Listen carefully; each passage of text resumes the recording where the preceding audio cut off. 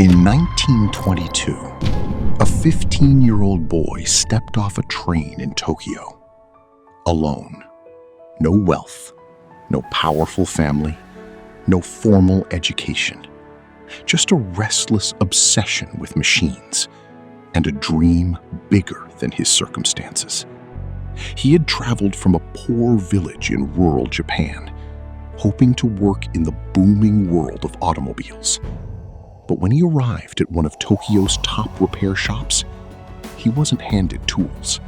He wasn't asked to repair engines. Instead, he was told to sweep floors, run errands, and babysit the owner's child. To everyone around him, he looked ordinary. Just another poor teenager trying to survive. But hidden behind that humiliation was one of the greatest entrepreneurial minds of the 20th century. Because that same boy would go on to build one of the largest motor companies in history. A company that would dominate motorcycles, challenge automotive giants, win on racetracks, and place the Honda name on millions of vehicles across the world. This is the story of Soichiro Honda, the poor Japanese boy who refused to stay small.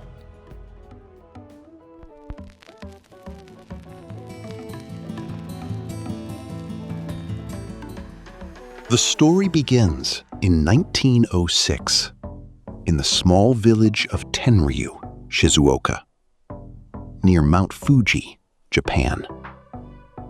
This was not the industrial Japan we know today. This was a difficult life, marked by poverty, manual labor, and survival. Soichiro Honda was born to Gihei Honda, a local blacksmith who repaired bicycles, and Mika Honda, a skilled weaver. His family had little money, but they understood hard work. Growing up, Honda experienced tragedy early. Several of his siblings died during childhood due to illness. Loss was not an abstract concept. It was part of daily life. But while poverty shaped his environment, machines shaped his imagination. At just 8 years old, Honda heard a strange sound in his village. A loud mechanical rumble, unlike anything he had ever heard before. Curious, he followed it. And there it was, a Ford Model T. For the first time in his life, Honda saw an automobile. He was mesmerized. He later described chasing the vehicle down the road, completely captivated by its power. For most children, it would have been a passing memory. For Honda, it became destiny. From that day forward, machines were no longer objects. They were possibility. He began helping his father repair bicycles, learning tools, mechanics, and problem solving. School, however, was another story. Honda hated traditional education. He struggled academically, ignored convention, and even forged family stamps to fake report cards. He eventually got caught and punished. But even then, the pattern was clear. Honda wasn't interested in fitting systems. He was interested in building things. By 1922, at just 15 years old, Honda made a bold decision. He dropped out of school, left home, and moved to Tokyo. His goal? Join Art Shokai, a respected automobile service company. This was his shot at entering the machine world, but reality was harsher than expected.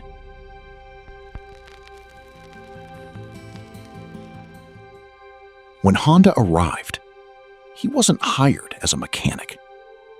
Instead, he spent months caring for the owner's child. Imagine that. A teenager obsessed with engines, reduced to babysitting.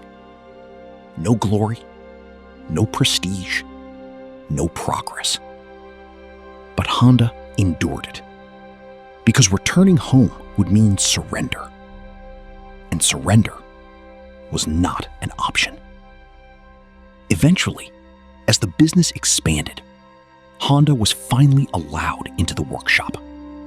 And once he entered, he thrived. His dedication, precision, and hunger to learn quickly separated him from others. He mastered repairs, studied engines, observed customers. But Art Shokai offered something even bigger: racing. Its founder, Yuzo Sakakibara, was deeply interested in motorsports and began building race cars. For Honda, this was transformative, because racing was not just speed, it was innovation under pressure. He helped build experimental vehicles, including the famous Curtiss race car, which won the 1924 Japanese Motor Championship. At only 17, Honda was already witnessing what elite engineering could achieve. And from that moment, competition became part of his DNA.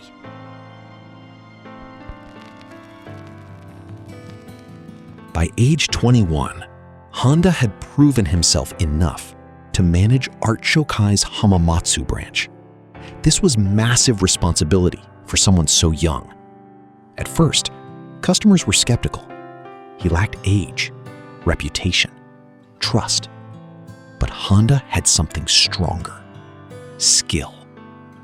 Over time, he transformed the branch into a thriving business. By the 1930s, his operation had grown significantly. But Honda was no longer satisfied with repairing vehicles. Repairing was useful. Building was power. So he set his sights on manufacturing. He founded Tokai Seiki, a company focused on piston rings. This move was risky, and at first, disastrous. His early piston rings failed quality standards, including those required by Toyota. This was a crushing setback. But Honda responded the way he always did: by learning. He studied metallurgy, engineering, and manufacturing science, relentlessly improving. Failure did not stop him. It educated him.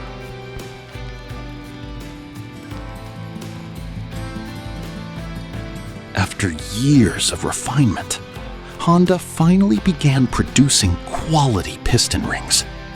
Business improved. Then, history intervened. World War II. Japan's wartime economy changed everything. Honda's company was absorbed into military production, and Toyota acquired a major stake. Then came catastrophe. Bombing raids destroyed factories. Earthquakes shattered what remained. Years of progress reduced to rubble. By 1945, Honda had lost nearly everything. For many, this would have been the end. But Honda possessed a rare mindset. He could start over, and soon, he would.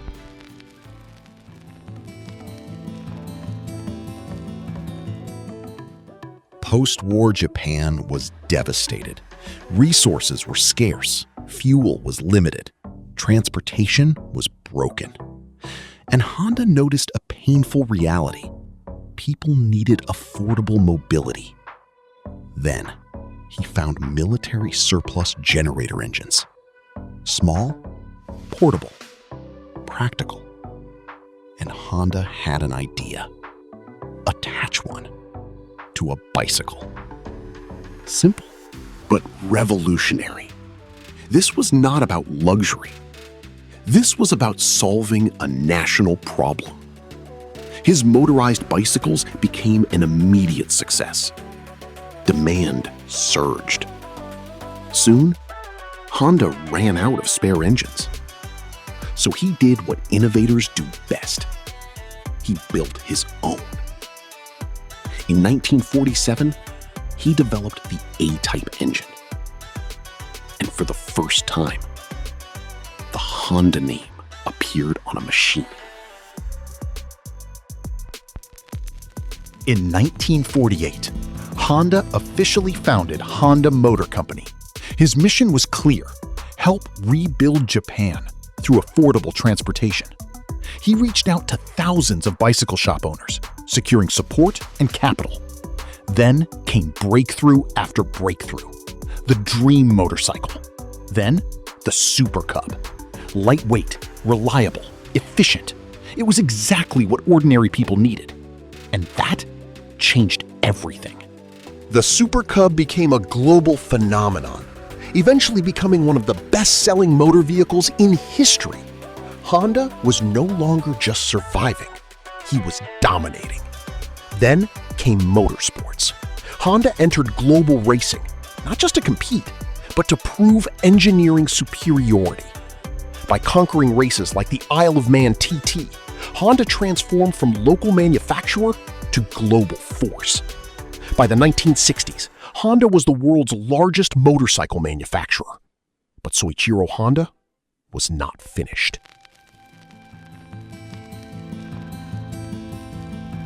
His original dream had always been automobiles, cars, not just bikes.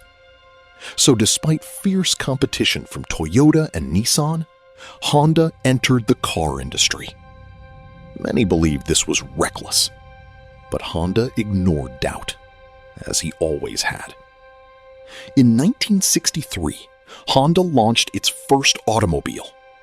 Then came racing innovations, Formula One victories, and technological breakthroughs. But the real turning point was the Honda Civic. Released during the global oil crisis, its fuel efficiency made it essential. Then came the Accord, reliable, practical, global.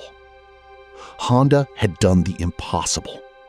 A poor village boy who once babysat in Tokyo had built one of the most influential automotive companies on Earth.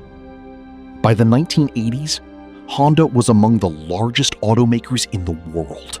Soichiro Honda retired in 1973 and passed away in 1991. But his philosophy never died. He once said, "Success is 99% failure." And perhaps no life proved that better than his own. Because Honda's journey was never about avoiding mistakes. It was about learning faster than anyone else.